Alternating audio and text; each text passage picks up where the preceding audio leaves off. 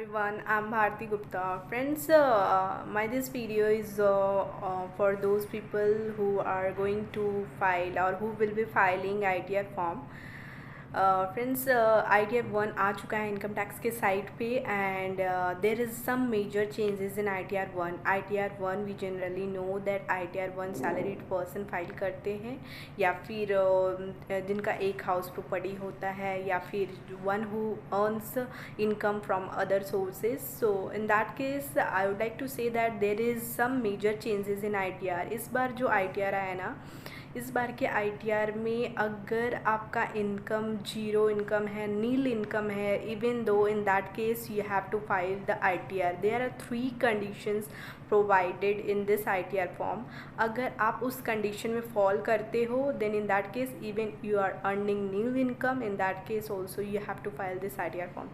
तो उसी major conditions के बारे में मैं आपसे इस वीडियो में बात करूंगी और बताऊंगी क्या मेजर कंडीशंस एंड क्या क्या चेंजेस हुए हैं मेनली. और you have to watch this.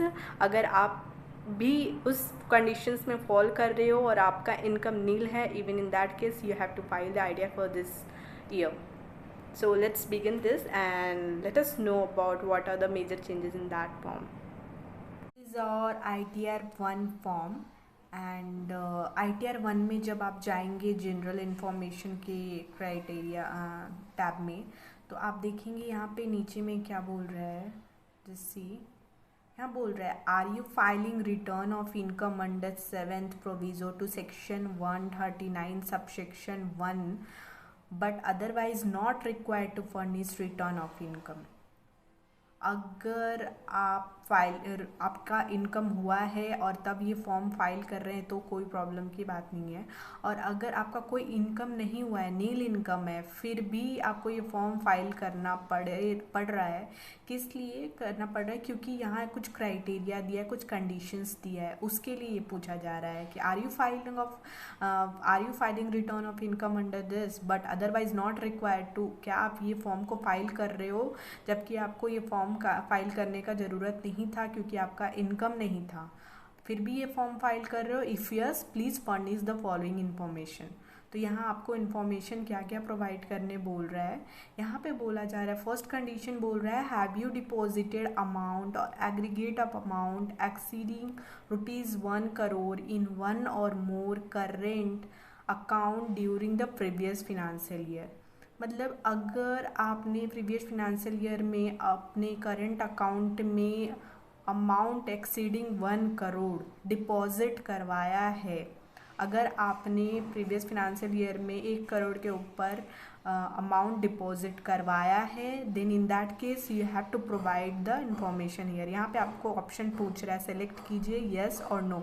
अगर आपने कराया है तो आपको यस सेलेक्ट करना है एंड फिर यहाँ पे आपको अमाउंट भी प्रोवाइड करना है कि कितना डिपॉजिट करवाया था.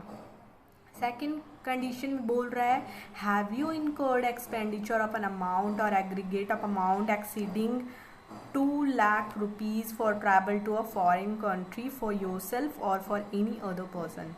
अगर आपने प्रीवियस फिनेंशियल ईयर में कोई फॉरेन ट्रैवल किए हैं, आपने 2 लाख के ऊपर आपका खर्चा हुआ है उस पर, तो वो भी इंफॉर्मेशन आपको यहाँ प्रोवाइड करना पड़ेगा. यहाँ भी ऑप्शन पूछ रहा है येस और नो. अगर किया है तो येस कीजिए, नहीं किया है तो नो कीजिए.